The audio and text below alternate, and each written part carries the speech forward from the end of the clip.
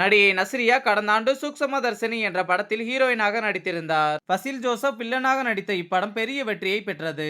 அந்த படத்திற்கான ப்ரமோஷன்களில் கலந்து கொண்ட நஸ்ரியா பின்னர் சோசியல் மீடியாவை விட்டு ஒதுங்கியிருந்தார். தனிப்பட்ட காரணங்களுக்காக சில காலம் சமூக வலைதளத்தை தவிர்ப்பதாக இடையே அவர் ஒரு பதிவை வெளியிட்டிருந்தார். அதன் தொடர்ச்சியாக நஸ்ரியா சமூக வலைதளங்களை விட்டு விலகிவிட்டார் என்ற செய்தி வெளியானது. நஸ்ரியா விவாகரத்து, கணவன் மனைவி இடையே பிரச்சனை என்று பல தலைப்புகள் ஊடகங்களில் வெளியாகின. ஆனால் அனைத்தும் யூகங்களாகவே இருந்ததை தவிர முழுமையான தகவலாக இல்லை.